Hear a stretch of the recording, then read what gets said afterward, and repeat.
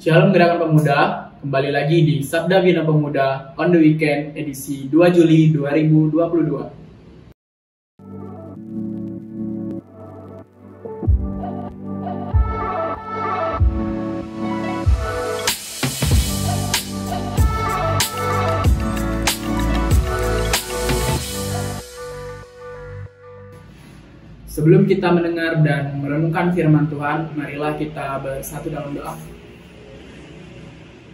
Tuhan Yesus, terima kasih banyak Bapa atas berkat dan kasih karunia yang tak pernah hentinya Engkau berikan kepada kami, sehingga kami hari ini bisa melakukan aktivitas kami kembali ya Tuhan. Dan sebentar Bapa, kami akan mendengarkan renungan dari Sabda Bina Pemuda dan akan mendengar dari firman-Mu ya Bapa. Semoga berjalan dengan lancar dan agar kami bisa mendapatkan bekal yang lebih baik lagi ke depannya ya Tuhan. Hanya ke dalam tangan pengasihan-Mu kuserahkan semua doaku. Haleluya, amin.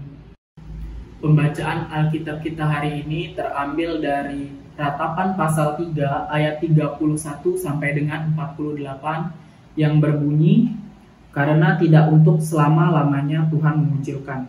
Karena walau ia mendatangkan susah, ia juga menyayangi menurut kebesaran kasih setianya.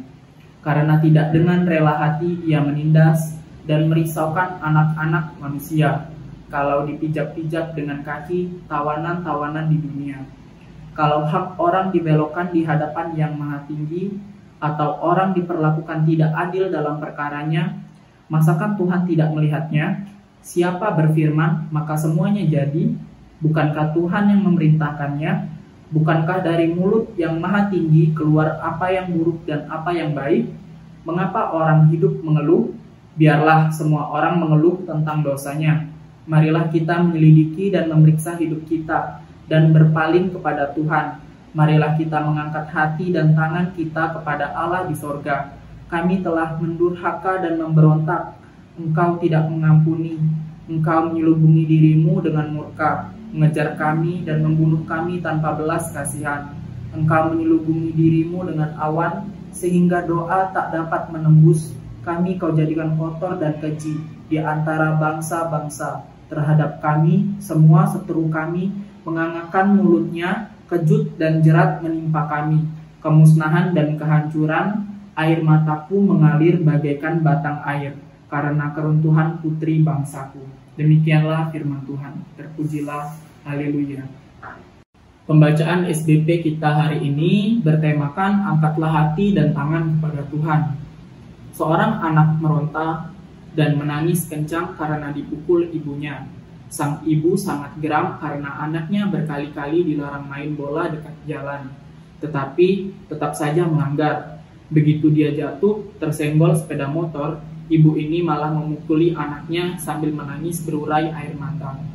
Tentu saja kita tidak setuju dengan tindakan atau praktik kekerasan, tetapi ilustrasi di atas menolong kita memahami perasaan dan kasih Tuhan terhadap umat yang melawannya. Nabi Yeremia mewakili umat Israel menyerukan suara kesadaran bahwa mereka telah mendurhaka dan memberontak kepada Tuhan. Tuhan menghukum bukan untuk meninggalkan umatnya, melainkan karena kasihnya terlalu besar. Untuk itu, Nabi Yeremia mengajak umat Yehuda untuk menyelidiki dan memeriksa hidup mereka. Kitab ini mendidik umat untuk peka terhadap penderitaan dan memaknai penderitaan dengan tepat. Perikop ini mengingatkan bahwa setiap perbuatan jahat umat berdampak pada penilaian dan sikap Tuhan terhadap kita. Keponggahan dan kedengkian hati melahirkan penderitaan.